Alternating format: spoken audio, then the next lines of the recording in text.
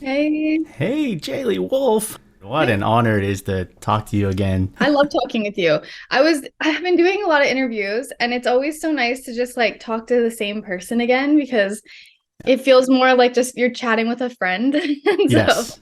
I Yeah, had very like the much. most chill morning and I was like, yay, I get to just like chat with a friend today.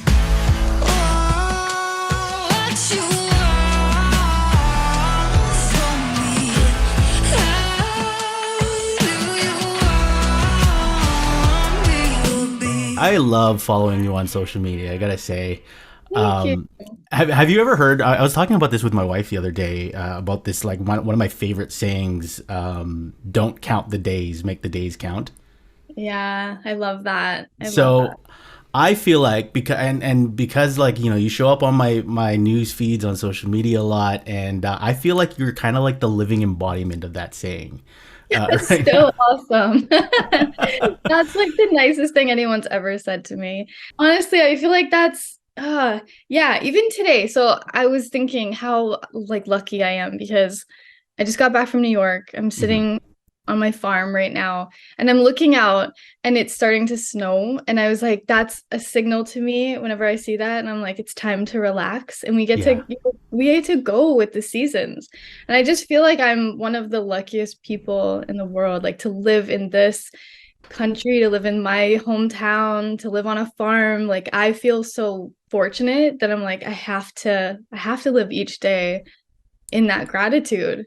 And yeah. then I think it like brings more just greatness as well when you're living in an energy of like happiness and gratitude and I absolutely love that. Yeah, because it does seems like every time you pop up on my feed, you're either doing something interesting, something inspiring, or something that also provides like a genuine service to humanity, which oh, is yeah. great. And so I definitely want to get to where you're currently living, because last time I talked to you, you were living in Toronto. So we'll get to that. I did want to touch on though. You had a recent trip to New York. Mhm. And around the beginning of the month, I saw you were part of an event called Revels and Revelations. Yes. Yeah. And so this is put on by an organization called Bring Change to Mind. I guess the organization was co-founded by Glenn Close. There was a lot of people that I saw that was at that event. Ryan Reynolds received a Legacy of Laughter award that was named after Robin Williams. You were performing on stage, and you got to basically share a stage with like Reba McEntire, Amy Schumer, Paul Schaefer, Whoopi Goldberg. Yeah.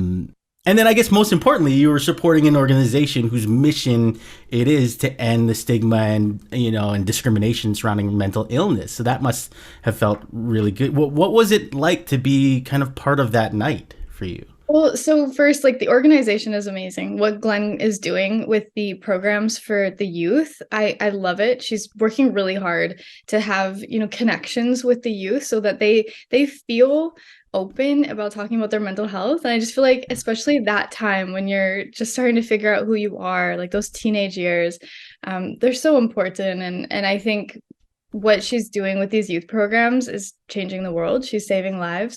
So I was honored to be a part of this. And the event itself was so much fun. Like before I even went on stage, because Paul Schaffer, like we've been chatting, he's become like a really amazing friend of mine. I'm absolutely in love with him. He's one of the most amazing souls I've ever met. Um, and before I even did like my sound check or anything, I was just watching everybody else do their sound check and I was like dancing to Reba and it was like this whole private concert. And so every part of that event was just like magic. It just felt like I couldn't believe it because I had just left the farm and gone to New York City. And then I'm in this room with all of these phenomenal people that I've been looking up to almost my whole life. And yeah, it was incredible. It was absolutely, and I loved performing on that stage. I don't do a lot of performances right now. Like even my acting, I've totally stepped back from just so that I could have quiet and find myself and Yeah. just do writing and do like a lot of spiritual stuff and meditation. And so when the opportunity came, I was like, oh, I don't know if I can. Like I'm so out of practice. But there was something in me that was like, I can't say no to this. And I'm so glad because I loved every part of it. I loved every part of it. It was amazing. It was phenomenal. And so you're back from New York, you're back home, and the place you call home is no longer Toronto. You're in BC, you're in Creston, correct? I am. Yep. So little valley town called Creston, BC. It's where I grew up, and I was able to purchase my family farm. So I made the decision. I was like, I have to get out of the city. I need to touch grass. I need to like sit with trees, and I can't do this anymore. And the week that I started to be like, I'm gonna actively start looking for homes, my childhood farm came up on the market. So I was like, that's meant to be. That's Yeah. very serendipitous. And yeah, I just knew. I was like, that's got to be it. Because I always actually said I was gonna buy it back, not Mhm. for the best reasons, but I was like, I'm gonna buy it back and just like burn it to the ground. But I'm so glad that I did buy it back. And now I'm looking at it in a completely different light from a healed place, and it's beautiful. Well, and I love it because you're also you're putting out videos, part of a YouTube series that you've done, and I gotta say one very addicted to those. I love when they come out and I get to see sort of what you're working on. The last thing I saw that was the beekeeping, Okay. which was great, and then that the first part of your very first episode, you were talking about that on how you initially wanted to buy it to burn it down, Yeah. and my favorite thing that you said was that peace is not given, it's found, right? Yes. It's Yeah. and so if it really feels like by doing this, even if the original intention was completely different, you sort of found peace with that decision and with this journey, and that's the inspiring thing, is seeing those Yeah. updates. I find. Exactly. Yeah, well, you paraphrase that really well. Thank you. And thank you for the compliments. I have a new episode coming out on Friday. So like Oh, I'm so nice. excited. I love making them. It's really fun because I think I've told you before, like I really want to make short films and a feature film one day. Hmm. And so all of this is just like honing my skills. When I do my own music videos, it's like a way to teach myself how to storyboard and how to keep, diving deeper with the filmmaking. So yeah, YouTube's really fun. I'm loving Yeah. it. So, well, finally, let's talk about then your new EP, called "God Is an Endless Mirror," and it features the track "Blood Orange," which we've been featuring on the station, and since even playing your other singles like "Child of the Government" or "Lead Me," it really sounds like there's a bit of like growth and evolution to this new set of songs.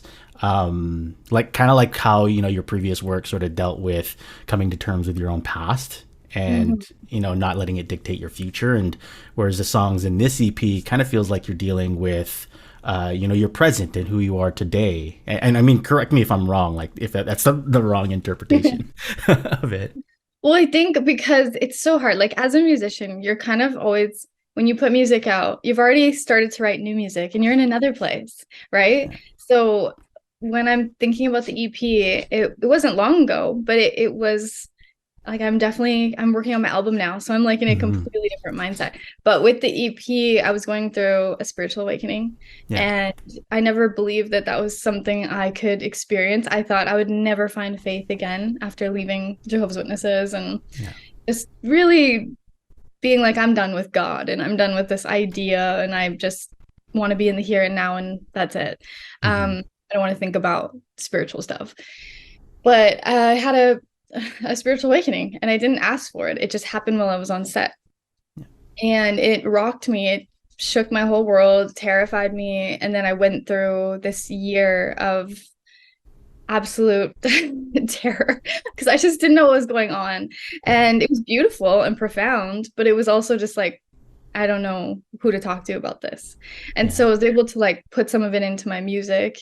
And that's where the EP came from. It was just during that time of really delving into my shadows and losing my ego and my identity and everything that I was like clinging on to be loved. Like, oh, Hmm. I'm an actor and I'm booking these things because, I want to be loved by people. And I was doing all these things that weren't actually for me and weren't Yeah. for my soul. And it wasn't for the greater good. I wasn't doing things for others at that time. I was just living in this very like scarcity mindset. I was scared. And now I'm coming from a completely different place. So Hmm.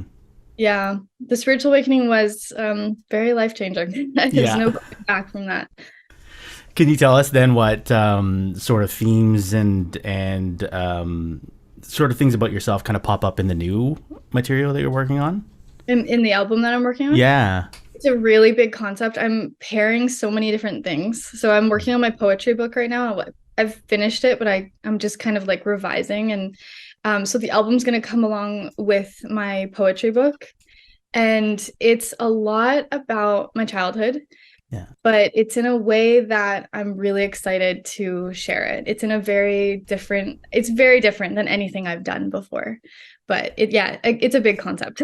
So Oh, wow. so it's just like pray for me. No, it's a lot, but I feel excited to take it on. Well, honestly, seriously, every time that we get a chance to chat, it's always such an honor. It's always such a like an inspiring thing, and it kind of motivates me, in my own sort of career and my own creative ventures and everything like that. That's So, the best. That's so good. Thank uh, you. That means yeah. the world to me, honestly. Thanks for So, taking time out of your day as well. yeah, of course.